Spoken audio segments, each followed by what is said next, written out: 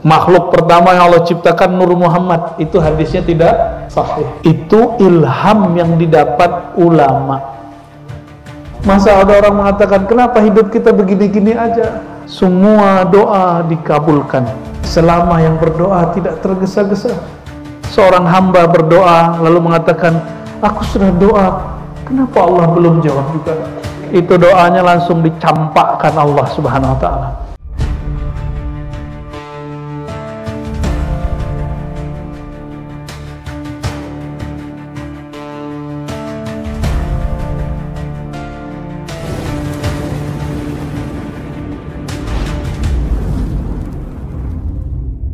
Semua jamaah yang berhadir, semoga Allah merahmati kolbu kita semua. Rahmat itu turun ke dalam kolbu. Kolbu berkait dengan jantung. Jantung memompakan darah ke seluruh tubuh. Maka siapa yang memandang, mengerti, merasakan rahmat Allah, sayang Allah, maka dia akan merasakan sekujur tubuhnya adalah bentuk kasih sayang Allah Subhanahu wa ta'ala. Dan semua itu berkat Nabi Muhammad sallallahu alaihi wasallam. Nur Muhammad itu adalah asal muasal alam semesta. Sehingga Syekh Abdul Qadir Jilani mengatakan, aku mendapatkan kalam Sayyidina Muhammad sallallahu alaihi wasallam. Al-alam minni wa ana min Allah. Ini bukan hadis ya. Ini ilham Syekh Abdul Qadir Jilani qaddasallahu sirrahu. Apa kata beliau? Aku mendapatkan sir baginda Nabi Muhammad sallallahu alaihi wasallam. Al-alam minni, alam semesta, manusiakah, jinkah, tumbuhankah, pohonkah, gunungkah, itu semua berasal dari nur Sayyidina Muhammad sallallahu alaihi wasallam. Saya sering menyampaikan ini. Sayyidina Musa diperlihatkan oleh Sayyidina Jibril, "Hai Musa, lihat tuh umat akhir zaman." Apa kata Sayyidina Musa? Akukah nabinya? Nabi Musa berharap dia menjadi nabi akhir zaman, nabinya kita. Jadi hidung kita yang gak mancung-mancung ini diharapkan wujudnya, hadirnya oleh Sayyidina Musa, nabinya Bani Israel, nabi yang dipuji-puja orang Yahudi hari ini yang perang di Gaza itu. Ya, kita doakan saudara kita di sana, Allah jaga, amin. Tapi penjagaan itu suka-suka Allah. Ya, para mujahid, semoga Allah terima syahadah mereka, amin ya rabbal alamin. Lalu apa kata Sayyidina Jibril? Ya Musa, sudah ada nabinya, nabiyuhum minhum, nabi mereka dari kalangan mereka sendiri. Lalu Sayyidina Musa mengatakan, kalau begitu ya Allah, jadikan aku salah satu umat Nabi Muhammad sallallahu alaihi wasallam. Kalau sekelas Nabi Musa berdoa menjadi umat Nabi Muhammad, masa ada orang hari ini putus asa jadi umat Nabi Muhammad SAW? Masa ada umat Nabi Muhammad putus asa lalu bunuh diri? Masa ada orang mengatakan, kenapa hidup kita begini-gini aja? Itu orang gak faham rahasia umat Nabi Muhammad SAW.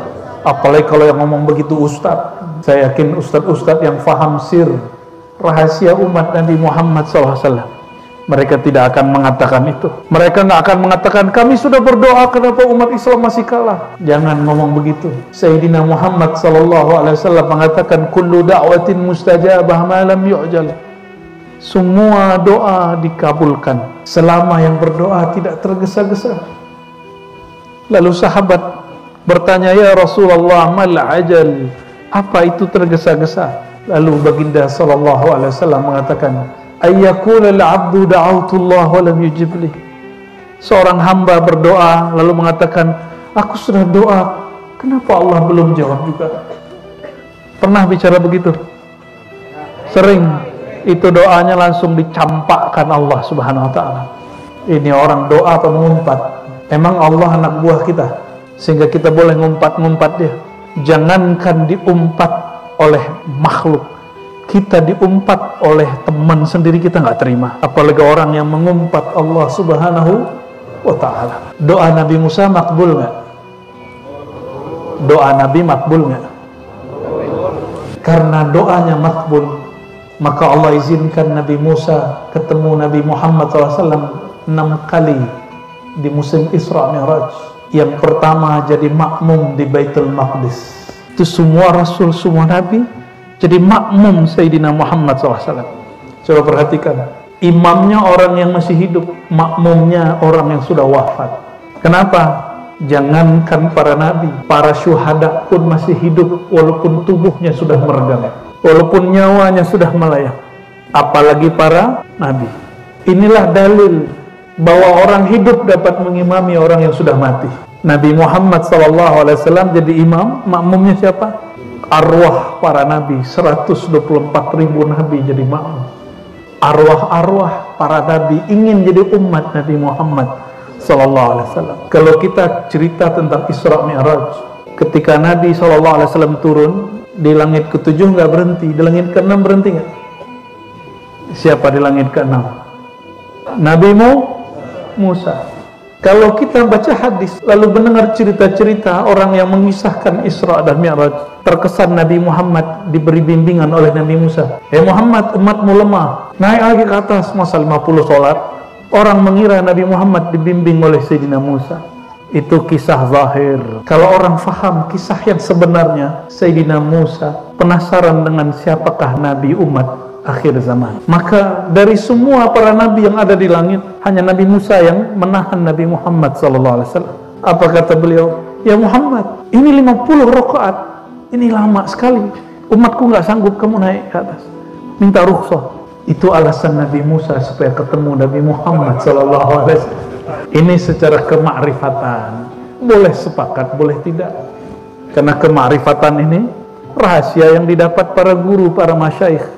Wa may yu'tal hikmata faqad utiya khairan katsira. Siapa yang dapat rahasia, dia telah diberikan rahasia yang besar. Mungkin gak selevel Nabi Muhammad dibimbing Nabi Musa? Mungkinkah selevel Nabi Muhammad tidak mengerti orang Lombok gak sanggup sholat 50 rakaat? Gak mungkin. Terus itu apa? Apa kata Sayyidina Muhammad SAW? Man ra'ani dakhalal jannah, tuba liman ra'ani.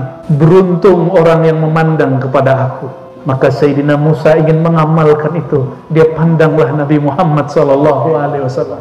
Naik lagi ke atas. Kalau turun kan gak ketemu lagi. Udah kamu naik lagi ke atas, biar ketemu lagi di bawah. Terserah orang mengatakan ini dongeng ya, tapi secara hakikat, jika Nabi Musa ingin menjadi umat Nabi Muhammad SAW, maka setiap umat bermimpi berjumpa dengan nabinya. Jangankan nabi, guru pun dimimpikan jumpa, apalagi sang nabi, sumber dari ilmu sang guru. Maka kalau ada yang jumpa guru, itu sebenarnya bentuk rindu kepada Rasulullah SAW. Namun karena tidak jumpa Rasul, minimal jumpa orang yang memegang ilmu Sayyidina Muhammad SAW. Kembali ke ayat yang tadi dibaca Tuan Guru, ala bizikrillah tatma'innul qulub. Ketahuilah hanya dengan zikrullah. Salah satu makna zikrullah apa? Mengingat nama Allah. Ya, betul. Kalau sebut nama nggak kenal punya nama, repot. Tahu nama, tapi nggak tahu orangnya. Ketemu orangnya, kita nggak percaya, masa kamu orangnya? Maka dalam hadis Muslim disebutkan, hadis sahih, nanti di akhirat Allah bermanifest, mengambil satu bentuk. Allah tidak punya bentuk, tapi Allah memantulkan nurnya dalam satu rupa, bisuratil lati la ya'rifunaha. Begitu lafaz hadisnya, dengan citra rupa yang mereka tidak kenal. Lalu sang rupa ini mengatakan, wahai manusia, ana rabbukum, aku Tuhan kalian. Lalu orang-orang ini yang tidak kenal hakikat Allah Subhanahu wa ta'ala, mereka mengatakan, lasta bi rabbina, kau bukan Tuhanku. Ini karena dia waktu di dunia nggak ngaji ilmu ma'rifat, karena suka membayang-bayangkan Allah dalam bentuk suatu rupa. Dia lupa bahwa sirnya Allah ada dalam semua rupa, tapi dia tidak ada rupa. Lalu Allah datang lagi dengan rupa yang mereka bayangkan. Lalu rupa itu mengatakan, wahai manusia, ana rabbukum, akulah Rabb kalian. Lalu mereka mengatakan, na'am anta rabbuna, engkaulah Tuhan kami. Jadi di akhirat pun nanti tidak langsung Allah mengenalkan jati dirinya kepada kita. Lalu gimana caranya supaya nanti apabila Allah menyapa kita di akhirat, kita kenal? Itulah yang disebut oleh para guru dulu. Ini juga bukan hadis, tapi imam kita bermimpi jumpa Rasulullah SAW. maka disebut hadis ilhami, bukan hadis Nabi. Dalam mimpinya dia bertanya, wahai baginda, kata ahli hadis ini palsu, menurut engkau gimana? Dijawab oleh baginda Rasulullah SAW dalam mimpinya, itu hadisku.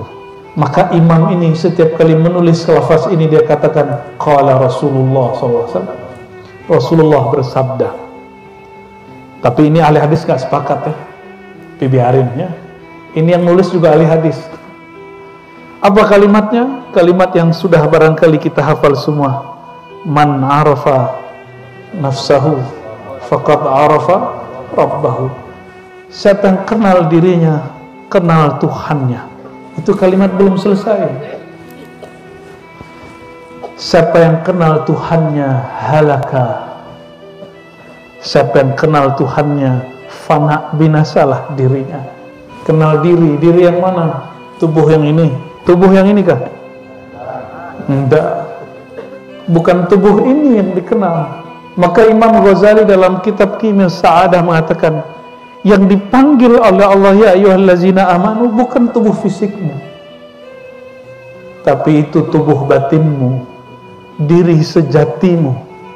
Siapa yang kenal diri sejatinya, sang sejati akan mengenal zat yang maha sejati. Sejati itu dari bahasa sezati. Sezati. Ya, satu zat, yaitu Allahu Ahad. Ini berat nggak nih? Tapi kalau kampung sini mah nggak berat ya. Ngajinya 3 waktu soalnya. Insya Allah ya. Allahumma sholli ala sayyidina Muhammad. Maka mengenal diri, ada diri yang zahir. Diri yang zahir ini bersumber dari nur Nabi Muhammad sallallahu alaihi wasallam. Diri yang zahir ini ada 4 unsur. Coba apa aja? Aduh, mantap sudah. Tapi lebih dominan yang mana? Api apa tanah? Hah? Api apa tanah? Api apa tanah? Kalau api gawat ini. Ada mereka hadir sebagian. Inni khaliqun basharan min tin. Begitu Allah berfirman. Sesungguhnya aku ciptakan bashar, manusia zahirnya min tin, daripada tanah. Apa sifat tanah? Betul tanah diinjak. Tapi kalau nggak ada tanah, ada padi kah? Nggak ada tanah, di mana air mau mengalir? Nggak ada tanah, kita mau bangun rumah di mana? Maka tanah itu inti alam semesta. Maka Allah spesialkan menciptakan yang disebut bashar itu dari tanah. Saya dengar dari kawan-kawan tadi, ya, ternyata di Lombok itu ada fosil raksasa. Ya, di hutan mana namanya? Apa namanya bang? Sangkreang ya. Waduh, ya, ternyata orang Lombok itu tua-tua ya.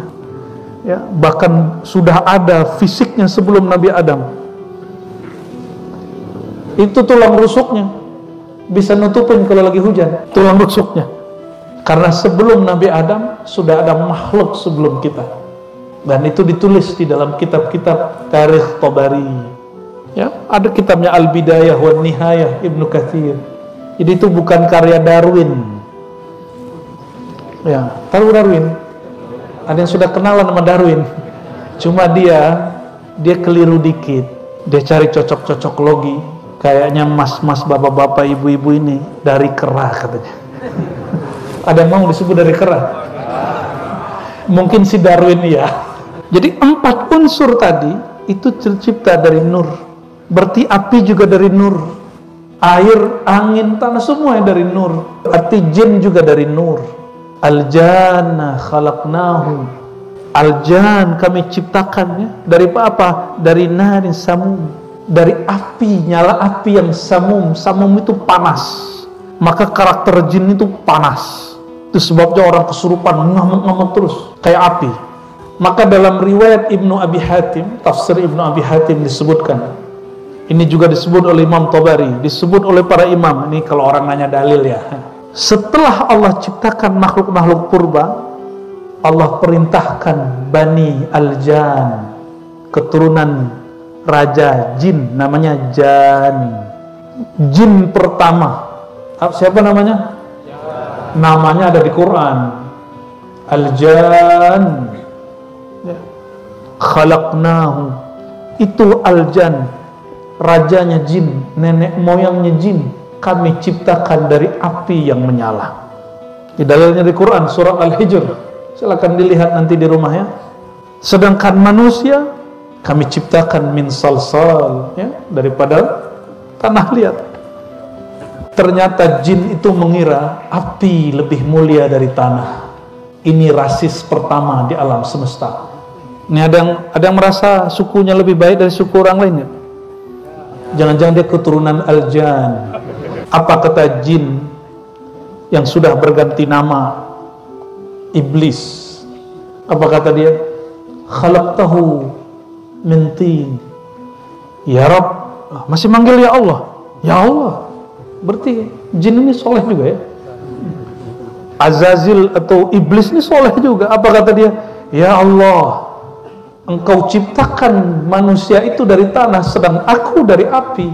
Lebih mulia akulah, gitu maksud dia. Ada orang Lombok ngomong ini, aku kan orang Lombok, dia orang Jawa. Ada yang ngomong begitu? Itu jangan-jangan keturunan itu. Nggak ada ya. Kita ini alhamdulillah terlahir di pulau-pulau yang berbeda-beda, tapi kolbunya insya Allah sama. Kolbunya kolbu Nabi Muhammad sallallahu alaihi wasallam.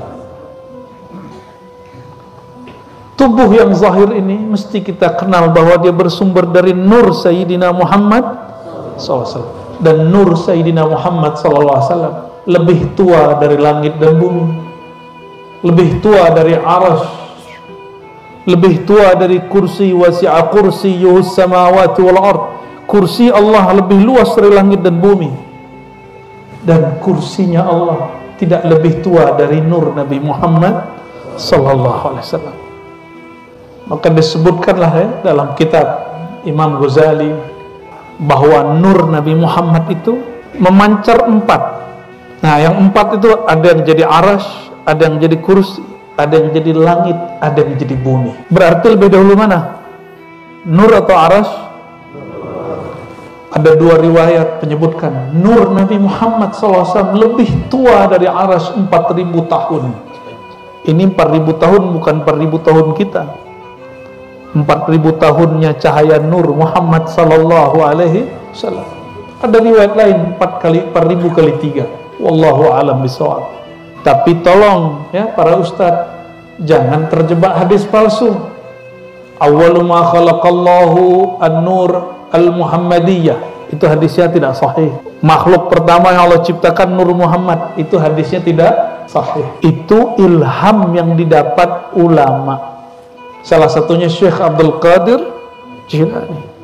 Jadi ketika Syekh Abdul Qadir Jilani membaca ayat wa ma khalaqtul jinna wal insa illa liya'budun. Surat apa itu? Surat Az-Zariyat. Tidaklah aku ciptakan jin dan manusia. Tuh, jin disebut-sebut lebih tua dari kita. Jin dulu baru manusia. Kecuali liya'budun. Apa arti liya'budun? Sembah itu penghormatan. Adakah Tuhan menghormati orang yang tidak dikenal? Kita hormat ke orang yang dikenal atau yang tidak dikenal? Karena dia dikenal, kita hormat kepadanya. Maka Sayyidina Abdullah bin Abbas menerjemahkan liya'budun ay liya'rifunani, supaya mereka kenal kepada aku. Maka penyembahan pertama itu adalah bermakrifat, kenal kepada yang disembah. Maka tidaklah sampai penyembahan kita kepada Allah kalau kita tidak kenal kepadanya. Jadi wajib gak belajar ma'rifat? Bener nih. Kalau ada yang bid'ahin gimana? Biarin aja. Diomelin apa dibiarin? Syaitan senang gak sama orang kenal Allah? Masalahnya yang gak seneng nih manusia. Jangan-jangan apa? Jangan-jangan turunan. Yang gak seneng kita kenal Allah itu syaitan. Masalahnya syaitan itu minal jinnati wan nas. Ada jin, ada manusia. Kalau jin kita sudah tahulah repotnya dia manusia berjubah syekh, berjubah kiai, berjubah ustaz, terus mengatakan belajar ma'rifatullah bid'ah. Bukankah kita dapat dari kecil awaluddin ma'rifatullah? Benar? Sudah sering dengar ya? Awaluddin? Saya cuma ngecek. Berarti memang orang Lombok suka ngaji awaluddin sampai orang tuanya ngasih nama anaknya Awaluddin. Awaluddin ma'rifatullah. Kalimat ini diambil dari Al-Quran. Fa'lam annahu la ilaha illallah. Maka ketahuilah, ma'rifatilah, ilmuilah, pelajarilah, annahu bahwasannya la ilaha. Kajian ma'rifatullah isinya kajian apa? Kajian la ilaha illallah. Jadi kalau ada orang mengatakan ma'rifatullah kajian bid'ah, berarti belajar la ilaha illallah bid'ah dong ya. Mungkin dulu ada orang salah ngaji ma'rifat. Kalau ngaji ma'rifat lalu mengatakan Allah ada dalam diri, untuk apa lagi sholat?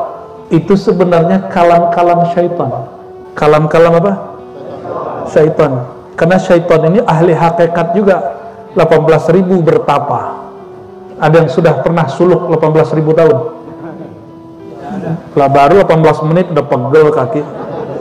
Ya, tadi Pak Kiai mimpin udah pikir cepat Pak Kiai. Ya, pasti begitu. Iblis itu 18.000 tahun. Kita sampaikan ini di mana-mana supaya orang sadar. Engkau mendekat kepada Allah bukan dengan wiridmu, karena wirid kita pasti kurang dibandingkan syaitan. Engkau ingin kenal kepada Allah bukan dengan jumlah zikirmu, karena zikir kita pasti kalah jumlah dengan iblis. Maka orang yang mengandalkan jumlah zikir, lama riadah, lama khalwat dan suluk, orang-orang ini akan ditipu oleh iblis. Kenapa? Karena iblis lebih tahu seluk-beluk khalwat daripada mereka, lebih mengerti seluk-beluk riadah, latihan mujahadah daripada mereka. Terus jalan kepada Allah satu-satunya cuma satu. Maka beliau mengatakan Sayyidina Muhammad SAW, hadis sahih, hadis yang sahih, ini bukan hadis ilhami. Ana madinatul ilmi wa aliyun babuha. Hadis Imam Tirmizi, ana darul hikmah wa aliyun babuha. Hadisnya mutawatir. Akulah kota ilmu. Coba bayangkan kota Jakarta, bayangkan apa aja dikata. Ada jalan tol, gedung-gedung, apa lagi? Ya, tempat cari duit di situ. Ya. Apa aja di situ ada. Semua fasilitas ada di kota. Dan beliau mengatakan, aku bukan kota dunia, aku kota ilmu. Apa maksud? Maka fa'lam, maka ilmuilah. Apa maksudnya? Masuklah ke dalamku, masuklah ke dalam diriku, masuklah ke dalam kotaku, kata Sayyidina Muhammad SAW.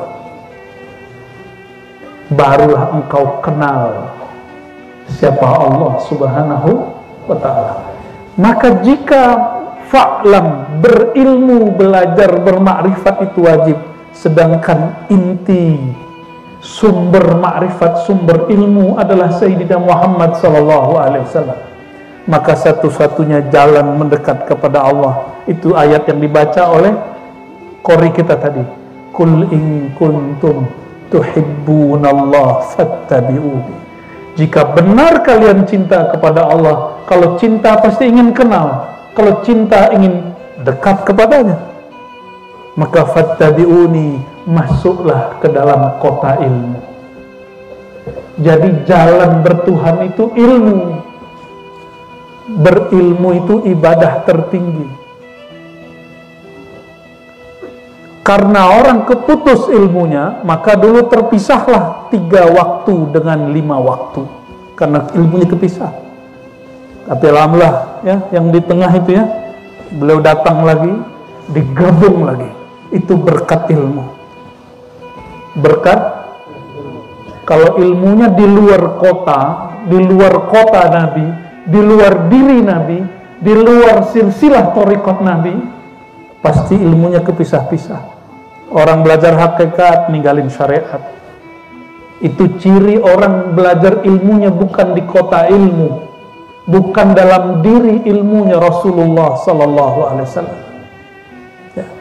Maka jalan-jalan di ilmu itu ada jalan zahir namanya mazhab, ada jalan zikir namanya tariqat, ada jalan batin sir namanya hakikat, ada jalan puncak namanya jalan ma'rifat.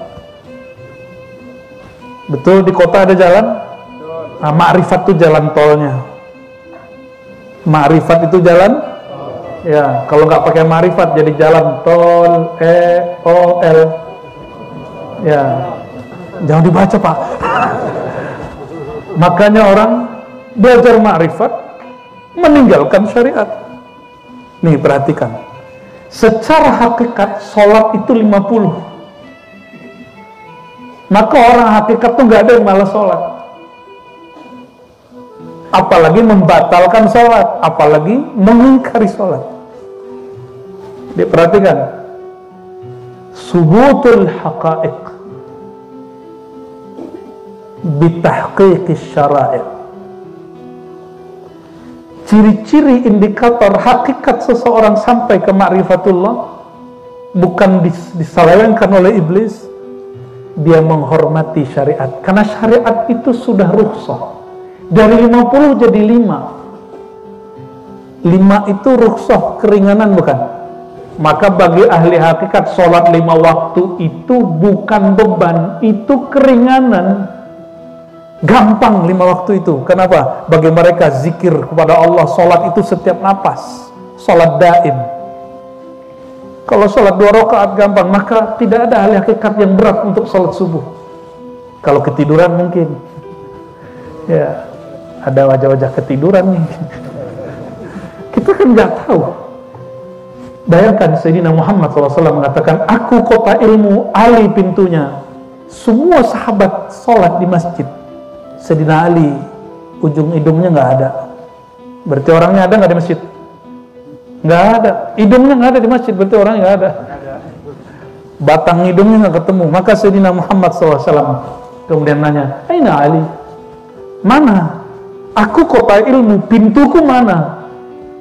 Maka Nabi nggak ngajar hari itu. Nabi datangin rumah Sayyidina Ali. Hadis Sahih Bukhari. Ternyata Sayyidina Ali ketiduran.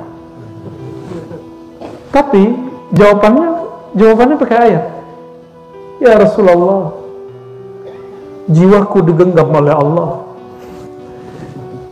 Jawabnya pakai ilmu hakikat. Sayyidina Ali, orang ahli ilmu hakikat, ma'rifat, ditanya oleh Rasulullah, ya Ali, wahai mantuku tersayang, kenapa engkau ketiduran? Jawabannya apa? Ya Rasulullah, jiwaku digenggam oleh Allah.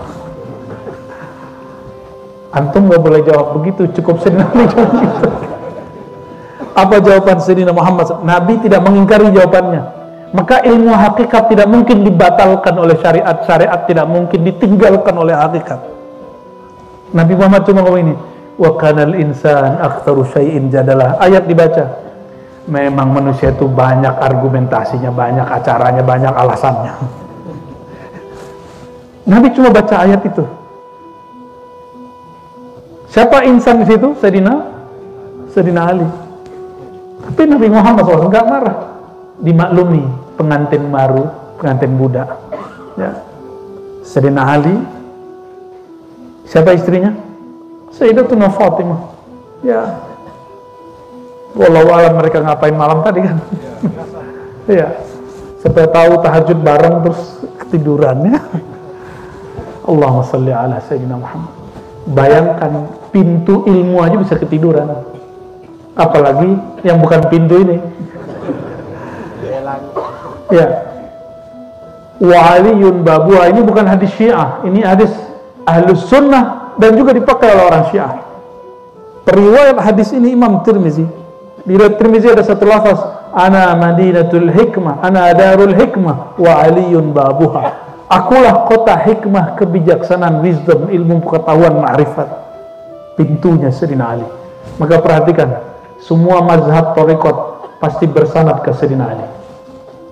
Di sini tarekatnya apa, Pak Haji, Pak Kiai? Qadiriyah, Naqsyabandiyah. Tarekat Qadiriyah dari Sayyidina Ali. Naqsyabandiyah juga dari Sayyidina Ali dan Sayyidina Abu Bakar Siddiq. Sanadnya Naqsyabandi itu dari Sayyidina Ja'far. Sayyidina Ja'far ini disucikan di kalangan Syiah dan juga diagungkan di kalangan kita Ahlus Sunnah wal Jamaah. Ja'far bin Muhammad Al-Baqir bin Ali bin Husain bin Ali. Ja'far Shadiq. Ja'far Shadiq ini guru daripada Imam Abu Hanifah, Hanafi, pendiri mazhab Hanafi yang dipakai di Suriah kebanyakan, yang dipakai di Turki, di India, dan sebagian besar ulama di Mesir. Itu Abu Hanifah, semua orang debat sama dia kalah. Jangankan dia, muridnya bernama Abu Yusuf debat dengan Imam Malik, guru Syafi'i, itu Imam Malik langsung keringetan. Habis mandi ketemu Abu Yusuf berdebat, itu bajunya basah, dia mandi lagi di situ. Itu saksinya Imam Syafi'i dan murid-murid yang lain. Saking jago debat muridnya Abu Hanifah, apalagi Imam Abu. Apa kata Abu Hanifah? Laula Ja'far lahalaka Nu'man bin Thabit.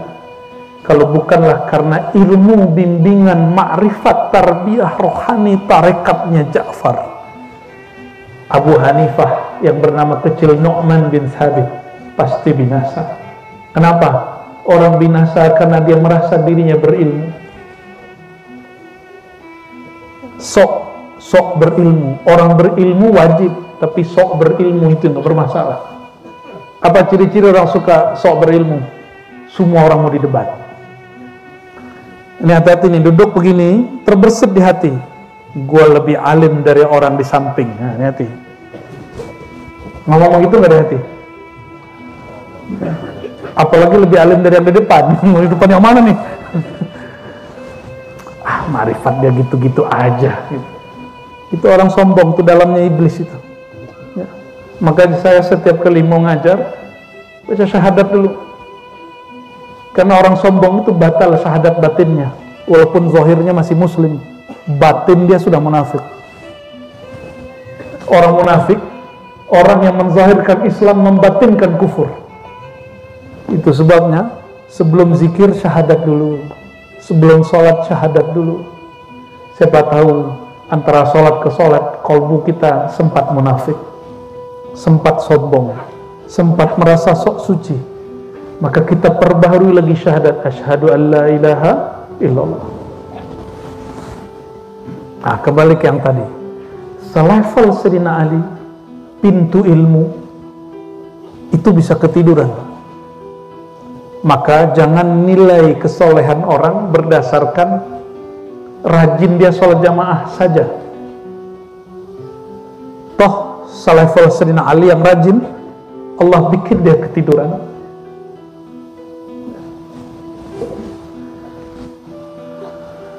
Wajahnya ke wajah-wajah serius gitu ya. Allahumma shalli ala Muhammad. Maka fa'lam annahu, maka masuklah kamu kepada kota ilmu. Maksudnya apa? Masuklah kamu kepada ilmu Nabi Muhammad, karena sumber ilmu Sayyidina Muhammad. Apapun ilmu tidak melalui nur beliau, itu ilmu iblis. Iblis itu bisa baca la ilaha illallah, hati-hati. Serius, iblis itu jago baca bismillah. Iblis itu bisa menirukan kun fayakun. Maka keyakinan iblis itu kadang-kadang lebih kuat dari orang beriman biasa. Mau kalah sama iblis? Iblis dengan yakinnya doa, ya Rabb anzirni ila yaumi yub'atsun. Ya Allah, tolong tangguhkan umurku sampai akhir zaman. Doa iblis mustajab nggak? Kenapa? Karena dia manggil dengan yakin, ya Rabb, ya Tuhan. Kenapa? Dia yakin yang dipanggil dengar. Saya mau tanya, hari ini sudah doa belum? Yakin nggak doanya didengar? Kayaknya kurang keras ini. Yakin yang kedua, yang pertama, yang tadi itu.